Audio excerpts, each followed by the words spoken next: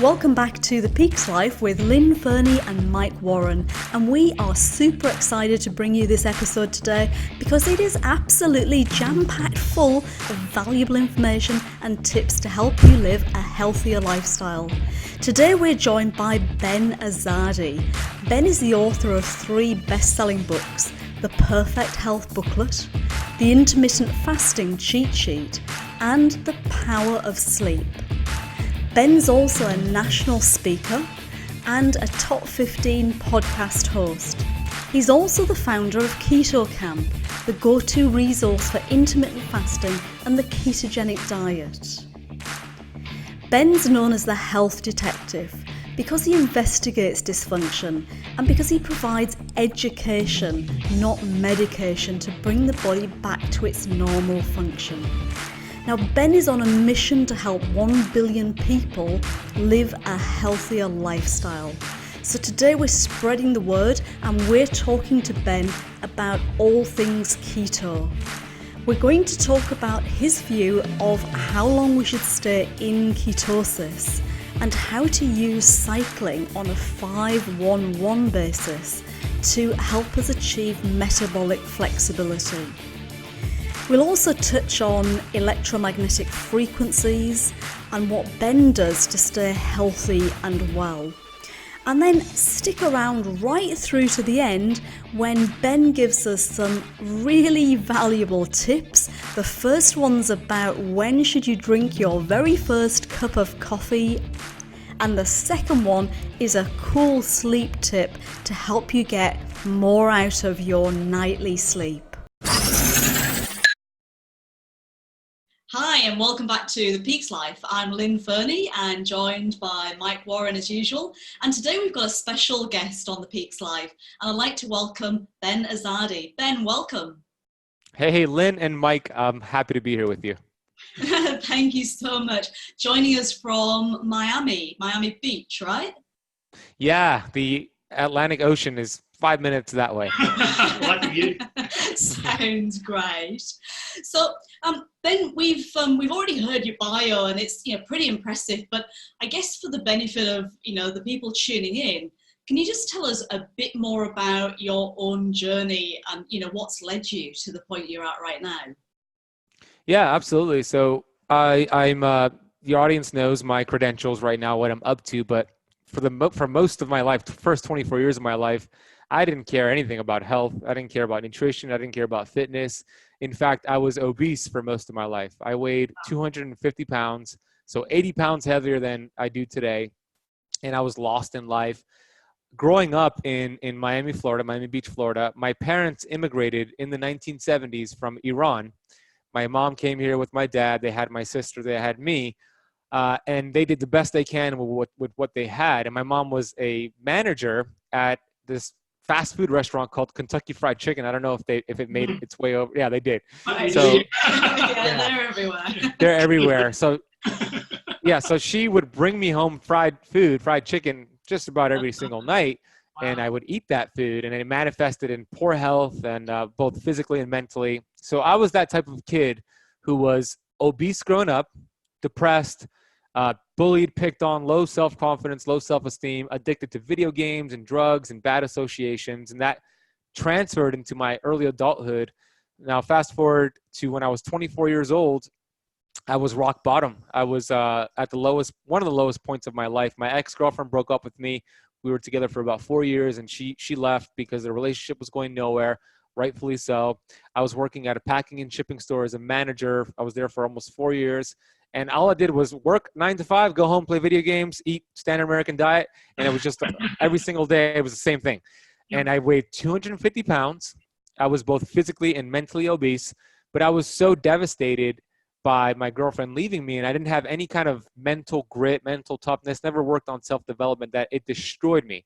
It destroyed me to the point where I actually was afraid to be in a room by myself, because every time I would think about bad thoughts. I would think about hurting myself because I was tired of being in pain, crying every single day. I was actually on the internet several times looking for ways to end my life. That's how bad it was for me. Wow. This was back in 2008. And every time I thought about that, every time I explored ways to end my life, I would think about my mother and what I would leave behind for her, and it would stop me from pursuing that. So I had a decision to make. I knew I was not going to take my life. I didn't want to do it to my mom, but I didn't want to stay in that hole that I dug myself into. So enter at this point in my life, what you see behind me, books. I started reading books for the first time in my life. I started reading Wayne Dyer and Bob Proctor and these amazing authors that really just opened up a whole new world to me. And they helped me realize that I am responsible for the results I've gotten in my life. It's not, the Kentucky Fried Chicken, the enabling family members, my genetics, or whatever excuse I was giving. I was responsible. So it put me in the driver's seat and helped me realize that I am the victor of my future, not the victim of my past. And I took responsibility. And you could fast forward from that moment that I said I am responsible, and I started to focus now on my health, because I realized that without my health, I won't have the energy, the vitality to do anything great in life. So I started to eat healthy and work out and take responsibility was the most important thing. Fast forward 9 months from that decision to take responsibility, I went from 250 pounds to 170 pounds. I went from 34% body fat to 6% body fat. Wow. And you know what? I finally had a physical six pack, but I tell people, more important than that, I carved out a mental six pack. Yes. And it changed my life. That's what started my journey. I became a personal trainer, and I just started my journey. That was in 2008, 2009, and that's where it all started. It's a very mature step to take at 24. Most people at 24 don't have the mental acuity to make that switch. So it's amazing that at 24 you said, right, I've got to get my shit together. I'm either going to take my own life or I'm going to move forward. It's a huge step into that age, isn't it? It is. And it's really interesting, Ben, actually, because a lot of the people that we talk to, people that we bring on the podcast and the vlog, especially executives actually who are much older than you, so they're maybe in their 50s, they reach a point where they have a health crisis and they realize they've got to do something about it. And the common thing that you just said with everybody is that mindset shift, because until you make that decision to clean up your life, to sort yourself out, to get healthy, to get fit, whatever it is, until you actually make the mindset shift, like you said, you got your mental six pack, nothing's going to happen, right? Yeah, it all starts on the inside before anything manifests on the outside. Nothing external. There's no circumstance on the outside of us that's ever going to help us or hurt us. It's what's on the inside that counts. You're absolutely right. It starts with our thoughts, with our awareness, and then it starts to manifest in reality. That's exactly true. And again, a lot of the executives that we do work with that are listening in and tuning in are probably sitting there right now saying, yeah, but that's not me. I'm kind of okay. I've been like this my whole life, and it's going okay. Yeah, I'm a bit overweight. Maybe I don't exercise as much as I should. I can't play with my kids. What would be your advice to those guys right now? Yeah, I would say that 2 words: accumulated disaster. So what I mean by that is, yeah, right now you might be able to be doing things fine, maybe somewhat decent, but if it keeps going down that route, you're going to compound these health issues. And if somebody is unhealthy right now, I think it's the most selfish thing you can do. Just the cold, hard truth. Because what will happen, and I saw this with my father, when somebody gets sick, what's going to happen? Your family has to take care of you. Your close friends have to take care of you. And even if it's not to that point, if you're not healthy, your friends and family, your wife, your kids, they don't get your greatest personality. You are robbing them of your true self. So what I meant by accumulated disaster was that here are the stats. 1 out of 3 people get cancer in their life. Men, 1 out of 2, women, 1 out of 3. 60% of Americans are diabetic or pre-diabetic. I mean, we have Alzheimer's, we have dementia. It doesn't happen overnight. Cancer takes 10 years to develop before it's diagnosed. So are you going to be reactive, or are you going to be proactive? So what I'm talking about here is being what I call a genius. And Einstein said it best: intellectuals solve problems, geniuses prevent them. So I want to empower this person who's listening right now, who's an executive type, and they're just not as healthy as they want to be a genius here. Let's be proactive. I believe we were designed to live to 120 years old, disease-free, vitality, feeling great. Can you imagine what you could accomplish on planet Earth if you were here 120 years? Your business, your family, your kids. So I want to encourage you to stop being selfish and start taking action with your health, because there's nothing else that's more important than your true wealth, and that's your health. Yeah, so true, so true. So Ben, tell us about the work you do. So you had this major life-changing decision at 24. You got into shape, you became a personal trainer, you became passionate and educated around looking after yourself. Move forward to 2020, so to end of this year, early next year. What's your world now? How do you help people? Who do you support, and how do you do it? Yeah, so my company is Keto Camp. You see the logo behind me. Keto Camp, the mission we're on is to educate and inspire 1 billion people on planet Earth with teaching them about these ancient healing strategies that have been around forever. So what am I talking about here? Well, the keto diet. But when I say the keto diet, that word, it's very popular. Keto is the #1 search term on Dr. Google, at least here in America. The term, what is the keto diet, will give you 183 million results. I mean, it's very popular, but that doesn't make it a fad. It's a fact. I tell people that keto is not a diet, it's a metabolic process. It's been around since humans have been around. So I teach people how to use keto to reset the hormones, reset the metabolism, teach their body and all 70 trillion cells to burn fat as its primary fuel source, but not the only fuel source. And this is how I teach it differently. I don't teach people to go into ketosis and you stay there forever. I teach you to do it once, and then you start cycling in and out. So ketosis is one of these ancient healing strategies. Fasting, sleep, walking, putting your feet on Mother Nature. Like, these are all the things that we talk about here at Keto Camp. And how do I do that? Well, I have my podcast, the Keto Camp podcast. I have my YouTube channel, the Keto Camp YouTube channel. I have my books. I'm out there doing speaking gigs. I'm on amazing podcasts like the Peaks Life podcast. So that's what we're doing here at Keto Camp. We're on a mission to educate the masses. So, Ben, I'm curious, because a lot of what you're talking about is exactly what our listeners and the people watching are tuning in for. It's what they're interested in. They might be trying to get started. They might be suffering health issues right now. They may have metabolic dysfunction. They may be overweight or the term over fat. When you start, or when you look at somebody and they say, look, Ben, I really want to improve my health. I want to sort this out. And you use all of those ancient modalities to help them. What's your process to find out the best starting point for that individual? How do you walk them through that sort of investigative part? Yeah, it's a good question. It depends. If I'm working with the person one-on-one, then I'll be able to do much more of a custom approach. I'll get to order some lab work, see what's a little wonky, address their entire health history. So I'll get a good idea of what has led to their symptoms. And I would never treat symptoms. I think symptoms are not the problem. They're actually a good thing. They're telling you that something's up, something's awry in the body. So I would get a full health history of them. What has gone on their entire life that has transpired into what they're dealing with right now. I would get their blood work and get a full comprehensive panel. Now I have all these pieces to a puzzle that I could help put together with the person.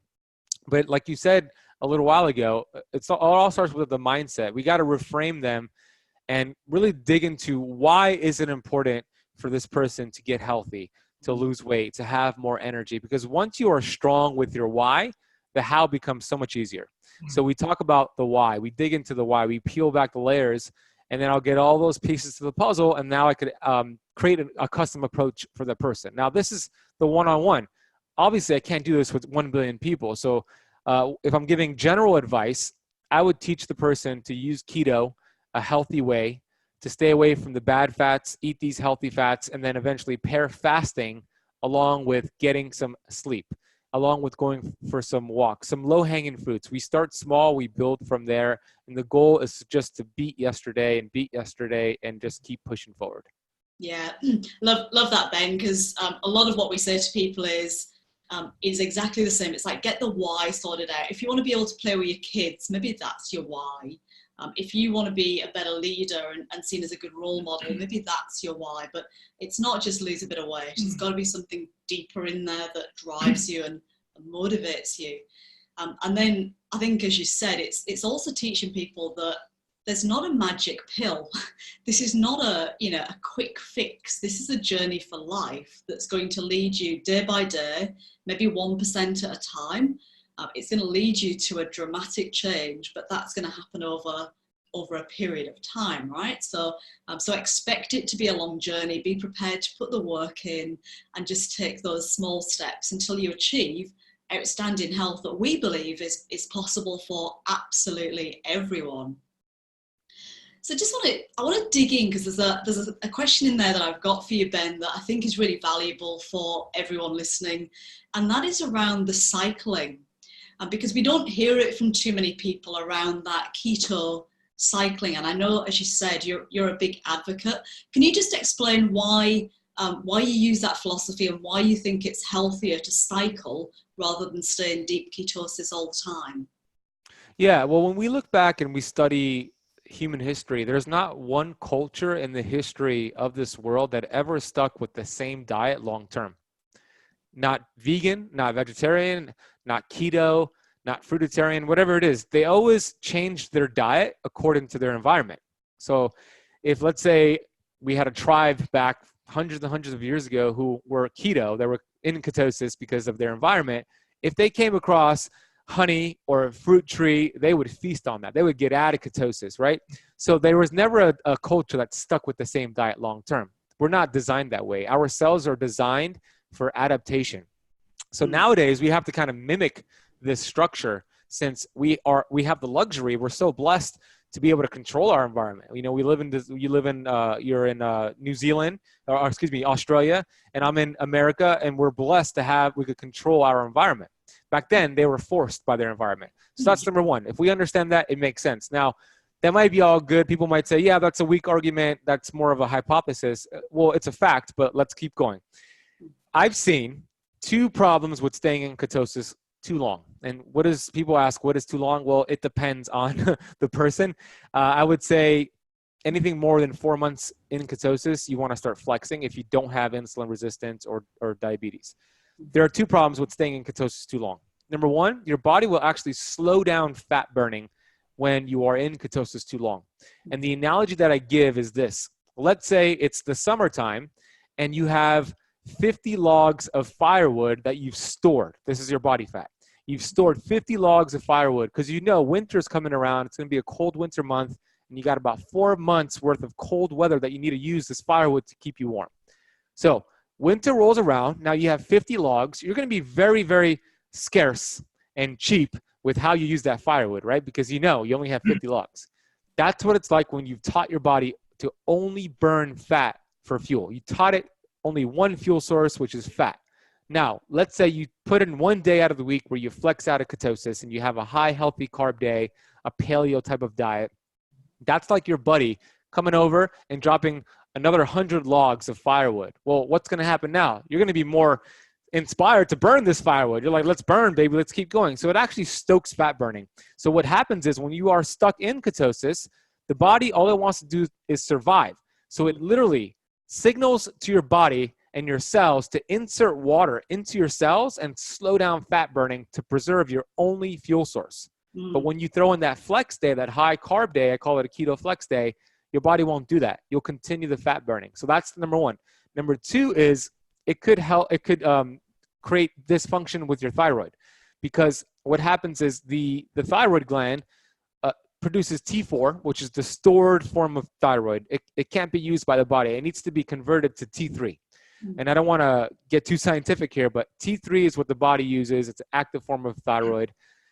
What makes that conversion is insulin. So chronically low levels of insulin will compromise that conversion, and now you have low T3, and all of a sudden you don't feel as energized, and your thyroid begins to malfunction. So those are the two main reasons why I tell people to start flexing in and out.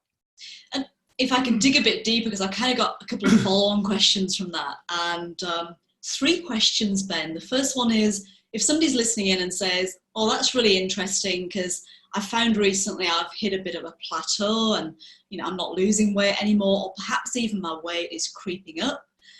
This could be really relevant for them to get that metabolic efficiency, you know, and to restore that. So first of all, what would you tell them to eat on their flex days?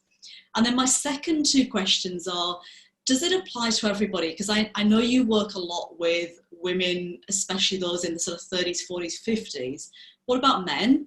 And what about people who are using the keto diet for therapeutic benefits like cancer or reversing, say, type 2 diabetes? So a few questions there, Ben, but I'm going to throw them at you. Yeah, great questions, by the way. So the first question was, what do they eat on the flex day? Well, they'll have a paleo type of food. So they'll have their fruit. This is the day where they have their fruit. They could have their beans if they're soaked overnight to break down the anti-nutrients. Beans would be fine. I like yam, yuca, sweet potatoes. I have a whole list for people I have a keto kickstart guide over at ketokickstartguide.com. It's a free ebook.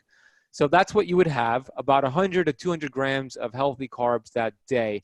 Now, if it's somebody who is insulin resistant, or they're doing it for cancer, for something like that, then I wouldn't recommend you flex. I would recommend you stay more strict until you reset whatever's going on with the body and work with somebody who knows what they're doing. So there's definitely special considerations for that. Even men who are healthy should be flexing. Men and women. Women more so, especially women who have their monthly cycle. That's also another consideration is the week leading up to that monthly cycle for women. I tell my clients to actually get out of ketosis because that's when we actually need specific hormonal conversions. So we want actually more carbohydrates that week. So there's always a customization to the stuff. I'm giving you some general outlines here. Was there another question that I missed? There was one more, so right? I think you actually covered it all, because I think the first thing is, as you said, it's what do you eat? And I really want to make sure that everybody's super clear on this. We're not saying, and we're big advocates of flexibility all throughout the body systems, whether it's cardiovascular, whether it's metabolic. But we're not saying here, pick up the junk food. We're not saying go to, KFC. Right. And we're not saying, go and get your Maccas and have your chips. We're basically saying real healthy carbs, and think about the carbs that you do consume. Watch out for the anti-nutrients, the lectins and that sort of thing in the beans. If you're going to pick fruit, again, be mindful of the type of fruit that you're going for. So think carefully about that. And thanks for the heads up on your guide. We'll include that in the details with this episode so that people can go over and grab hold of that. I think you answered the question about, is it women and men? And then, if you are doing this for therapeutic reasons, then you're probably better staying, towards the strict end of the ketogenic diet and not flexing. So I guess there's another follow-on question again, which is around the women. You alluded there to women who've got a cycle, and they would be better getting out of ketosis in order to generate the hormones. And I guess you're talking about progesterone particularly there, to boost that in the second half of the cycle. So what about women who are moving closer to menopause, or perhaps even have gone past menopause? Yeah, I would still recommend flexing, even if you're postmenopausal.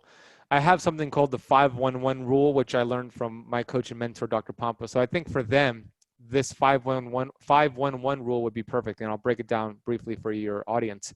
5 days out of the week, they're practicing intermittent fasting. So whatever their schedule they like for fasting, 16-8, whatever it is, they're eating less than 50 grams to stay in ketosis. So for 5 days, you're following a ketogenic approach. You're following your intermittent fasting schedule if you practice fasting.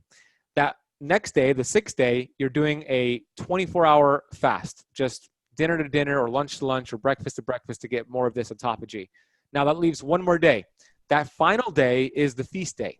It's that high healthy carb day, talking about those carbs we were speaking about. You could have breakfast, lunch, and dinner. You don't have to fast. And you're not, I'm saying high healthy carb, but that's by my standards, because according to the standard American diet, 150 grams of carbs is low carbs. Like the studies, it's crazy. And so 150 grams is kind of a good sweet spot, which is high carbs to me, but it's healthy carbs. That's a good emphasis right there, which you said. So I like that 5-1-1 rule for a postmenopausal woman. That's very cool. And Ben, just on that one, when you talk about the 5-1-1 and the order that you talked about it, is the order of those days important? So what's the rationale between having the 24-hour fast before the feast day, then before the 5 days? It could be whatever is best for their schedule, especially for your entrepreneurs, whatever is fitting into your schedule. So I could tell you that for me, when I throw in a 24-hour fast, which I do often, I'll do it on a day that I'm really busy. I know I have a lot of production to do, or I'm doing a speaking gig, and I don't even want to think about food. I want to perform at a high level. So that's a great day. It's a great hack for an entrepreneur. So it doesn't matter how you do the schedule. You could split it up, whatever is best for you. There's no right or wrong way to do it. And do you cycle, movement and exercise in the same way? Do you try and correspond, or does it really not matter where the exercise and movement goes? I emphasize movement over exercise. I think it's important to get in your steps, move around. I do think it's important to build some muscle. I mean, Mike looks like he works out.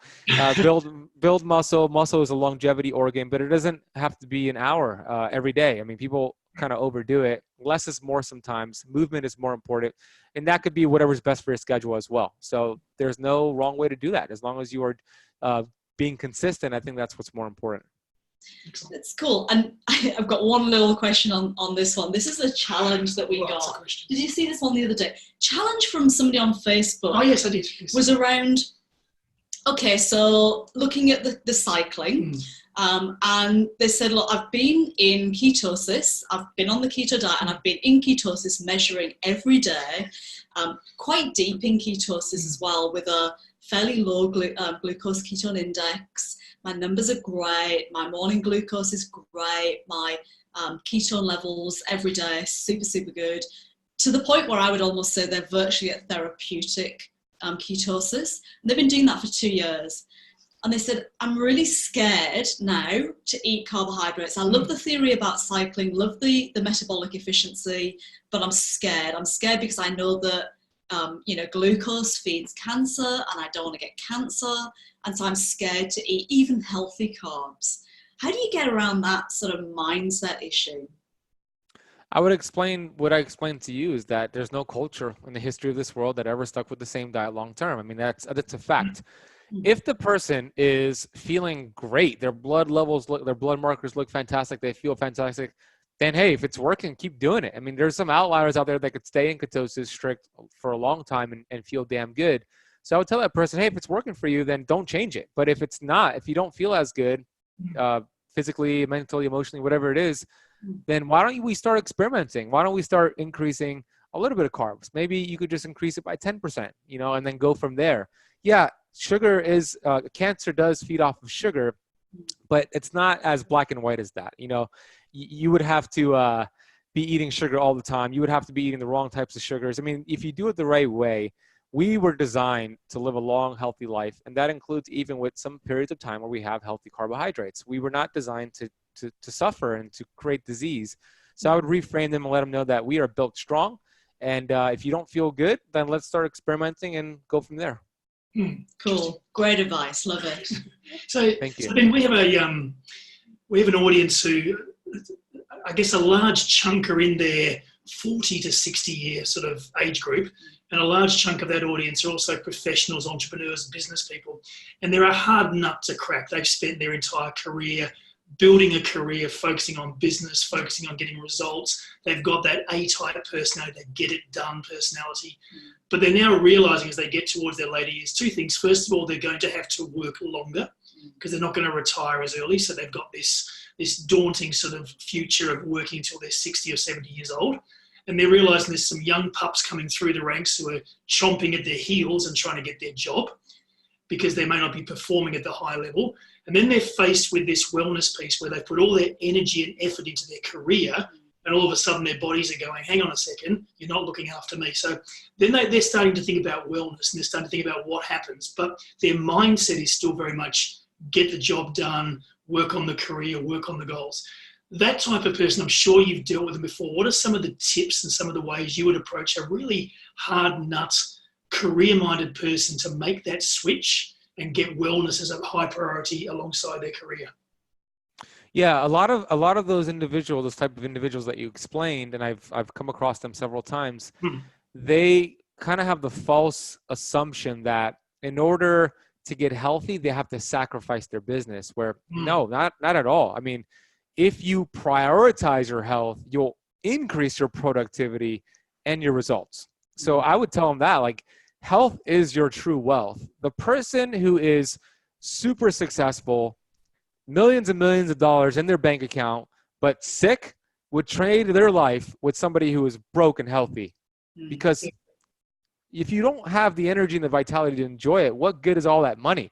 If you are on a vacation with your family for a month, but you are complaining all the time, you have no energy, you want to take a nap, what good is that trip? I mean, health is your true wealth. So I'll let them know that once you focus on your health, everything in your life upgrades. Your relationships, your finances, your business, you'll have longevity, you'll have more productivity, more focus, more clarity once you prioritize your health. I think that's the key. If you can show that the goals, their primary goal is always around money, success, achievement. If you can tie the wellness into achieving more success, more financial goals, more achievement, then you've got their interest, you've got their buy-in. So linking it together, I think, is the key to that. It is. Yeah. I think, one of the biggest challenges that a lot of people in that space seem to find right now is around, switch off, wind down, go to bed, get more sleep. And it's a hot topic right now in the industry generally. And I know I was in corporate life for like 30 years. And for me, I would sit there on an evening working away, keyboard warrior, and one more email was the thing that was most valuable to me. Getting a bit more work done, reviewing another report, having a video conference with somebody in a different time zone was always more important, always more valuable than switching off and going to bed. And so I would work until 12, 1, 2 in the morning, and then I would literally fall from my desk into my bed, and I would fall asleep immediately because I was so tired. So I used to think I slept great because I fell asleep straight away. And then I would get up 4 hours later, still feeling like shit because I hadn't had a lot of sleep. But again, I had not woken up, so I thought I slept really well. And I think for a lot of people in that professional executive space, that's how they operate. They have so much demand on their time, so many obligations and responsibilities that they are driven to just keep working until eventually one day they just fall over. How do you convince somebody like that to do something that's passive? Sleep is passive. It's not active like eating. You don't see the benefit immediately. Do you have any tips and tricks for the people watching today? Yeah, I would give them the data on what chronic sleep deprivation does. I mean, I believe sleep is more important than nutrition and exercise combined. And if you are chronically sleep deprived, you are on a fast path to aging yourself faster. Tumors are growing. You're going to become insulin resistant. You're not going to function at a high level. Nothing affects me personally more negatively than a poor night of sleep. I could eat poorly all day tomorrow, KFC all freaking day, and I'd feel like crap, totally. But if I slept 4 hours, I'd feel worse. Nothing affects me more. And there's a scientific proof of what happens because the body and the brain during sleep does amazing things. The brain shrinks in size 20% during stage 4 delta sleep. So the brain shrinks, and then you have this fluid that goes over the brain and flushes out toxins. So it helps with your thinking, helps with brain fog, it helps with remembering people's names, helps with your productivity, mental clarity. So it helps with brain performance, brain function.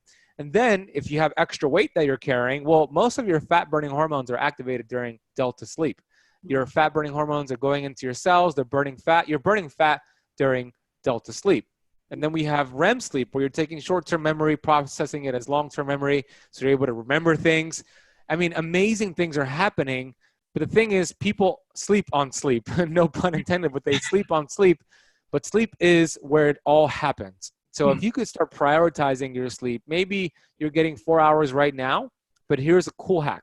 Here's something that I shared on stage last week in New Orleans. There's a certain window called the money time sleep window. And I wrote about this in my book, The Power of Sleep. It turns out every hour of sleep within this window is equivalent to 2 hours of sleep outside of this window. And this is roughly between the time of 10 p.m. to 2 a.m. That means if you got into the habit of getting to sleep by 10 p.m.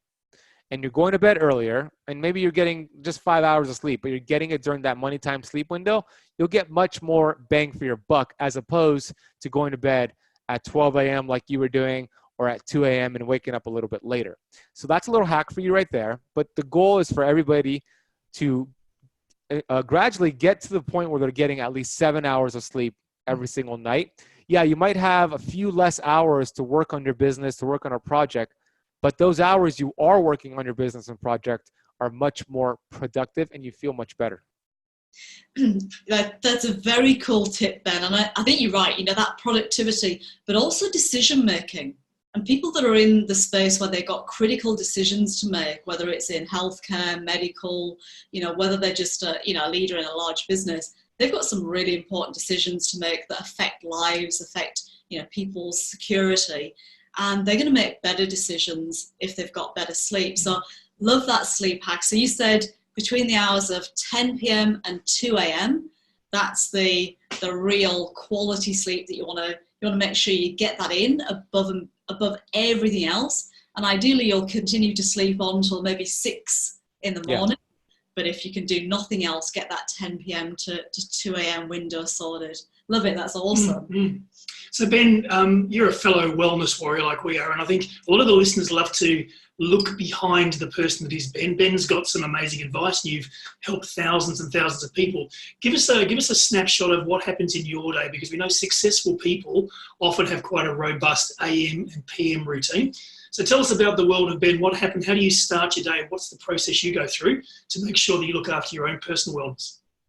Yeah, absolutely. I protect my morning. Absolutely. The first 60 minutes of my day are protected. I'm a big believer in protecting that because the subconscious mind is very impressionable in the morning. So I used to do this. I used to wake up and check my phone, check, Facebook notifications, Instagram, LinkedIn, email first thing in the morning. And I realized, what the heck am I doing? Because it was like playing a game of Russian roulette. I could check my phone and see amazing comments on my Instagram post or LinkedIn post or an amazing text from somebody. I wanted to get that text, which is great. Or I could get a whole bunch of problems, negative stuff, and I got to take care of that problem right away. And all of a sudden my day is destroyed. I'm just on go, go, go mode and I'm out of control. So I decided I'm not going to check my phone. So I don't check my phone at least 60 minutes until after I wake up. My phone is on airplane mode. It's not even in my bedroom when I'm sleeping. It's outside of my bedroom, eliminating that the EMFs from that phone as well. First thing I do after I use the bathroom, come back to the bed and I write down my gratitude. I write down what I'm grateful for that morning. And then I write down my goals, and I write down my goals in present tense. So I say, I am earning this amount of money each month. I have helped this amount of people today. I have hit this number with my YouTube channel. So I say it as if it's already done. So I write down my goals, and then I go and I take my dog for about a 20-minute walk here in beautiful Miami, Florida. Still not checking my phone. I walk down by the water here, Biscayne Bay, and I do some Tony Robbins priming, taking deep breaths. And then I walk back home to my office here, and then I have this red light therapy thing here. You see the red light? And I'm getting some red light therapy as I do some Joe Dispenza meditation, some morning meditation with Joe Dispenza, putting myself in a state, a vibration of all the goals I want to accomplish as if they were already accomplished. So I experience gratitude, what that would feel like emotionally. I use all my senses, and then I'm ready. I'm ready to start my day. I turn on the computer, I check my phone, and I get rocking and rolling. And that's my morning routine. Wow. Do you eat or drink anything in the first part of the day, or are you fasting right the way through? Yeah, well, I'll drink water. I'll drink water with a little bit of some sea salt. I have a little sea salt packet here, so I get hydrated. I didn't mention that, but I'll get hydrated. I wait an hour and a half to have my coffee. Do you guys know about my 90-minute rule? Oh, tell us. Share. Tell our listeners. So this is a cool little hack. Yeah. So talk quietly, no one can hear. They're gonna like this hack. So it turns out that the worst time to have your coffee is right when you wake up, because your cortisol, your stress hormone, is already activated. It's high for the morning time because your body's getting ready for the day. The sun's up, cortisol goes up with it. And if you have your coffee first thing in the morning, that caffeine does not stand a chance to the almighty cortisol. So the best thing that will happen will be you might get the jitters. You might need a second, third, fourth, or fifth cup of coffee, but it's not optimal. So if you wait 90 minutes, an hour and a half, cortisol will begin to naturally peak down. Then you have your coffee. It'll bind together, and you have better energy levels. You don't have to get a third or fourth cup of coffee. So I wait 90 minutes, and then I make my fatty coffee. Beautiful. Awesome. And then you work through your day. Obviously, you've got a bunch of engagements, a bunch of work. And then what happens in the evening routine? Do you have a similar sort of structure to take you through to sleep time? Yeah, absolutely. So tonight is the exception. So it's 7:43 p.m. Usually around this time, I won't have lights on my eyes. I'll have glasses, but I didn't want the light to flare on there. But usually I'll have my blue light blocking glasses. So I'll throw that on to sync my hormones with Mother Nature to get ready for bed.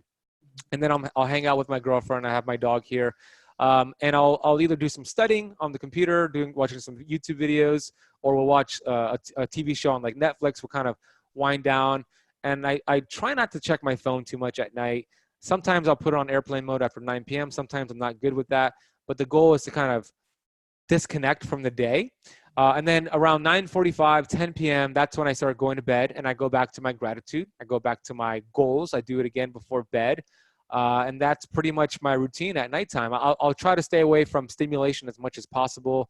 Blue light, I stay away from that. I'm wearing my glasses. I'm teaching my body to get ready for bed. I'll have sometimes some reishi mushroom or some chamomile tea, some CBD oil. So my body's getting the signal to get ready for bed. And I'm really good. I'll get to sleep pretty much every single night around 10:15 p.m.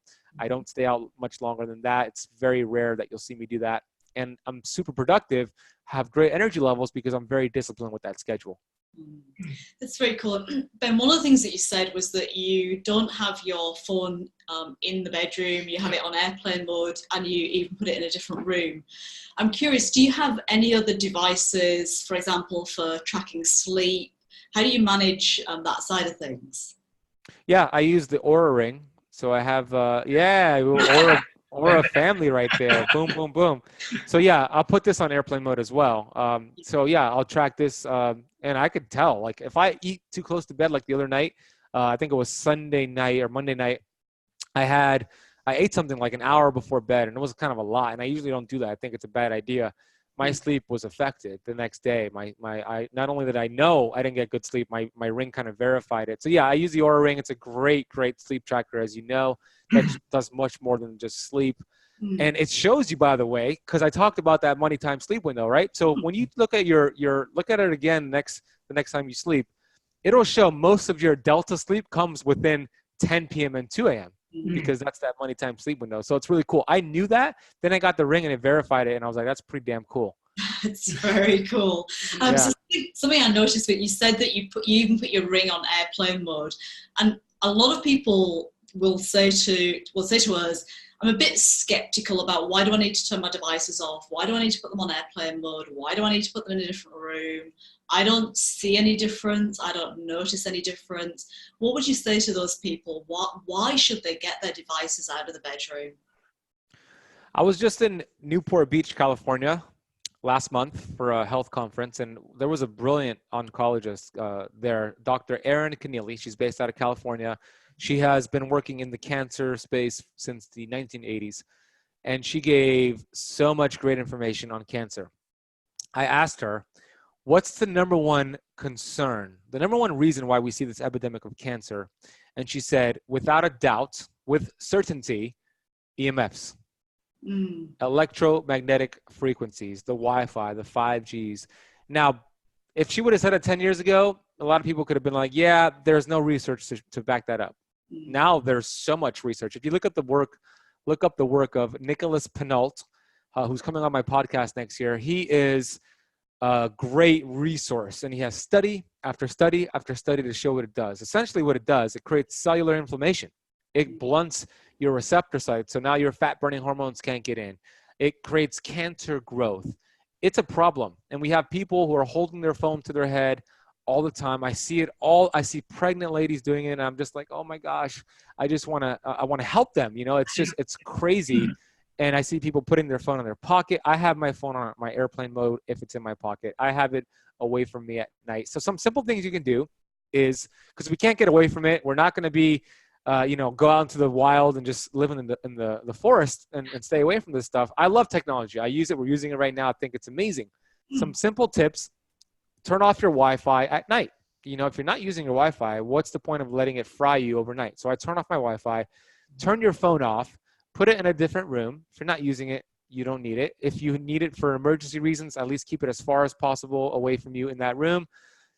Put your phone on speakerphone or use a headset if you're using it, and don't put it in your pocket without it being on airplane mode. Don't put it in your bra, ladies, if it's not on airplane mode. So these are some things that will go a long way. Yeah, very cool. And I think it is the fact that it's sort of insidious. You know, we don't see the EMF. We therefore are not necessarily conscious of it. A lot of people don't understand it because it's quite technical. And so it's very hard, I think, for a lot of people to appreciate the damage that it does because they can't see it and they don't feel that immediate effect. So I think those are great tips, and anybody who questions it should go and have a look at some of the research in the area because it is pretty compelling. Absolutely. So Ben, I'm going to preempt what our listeners are going to tell us. They're going to say, "Get Ben back," because you have a wealth of knowledge and some incredible insights. So first of all, I'm going to say thank you very much for sharing your time and your amazing insights. It's been fascinating, and we would love to have you back again in the future because I think our listeners would love to shoot us some questions and pick your brains because you are an inspiration to many and you have a wealth of knowledge in the wellness space. So thank you for joining us today. Absolutely. Thanks so much, Ben. It was a lot of fun and can't wait to get you back. I had a lot of fun with you too. Thank you for the work that you're doing, and leave them a review on the podcast. It really makes a big difference. And I'd be happy to be back. So I appreciate you too. I love the energy and keep up the amazing work that you're doing. Thank you so much.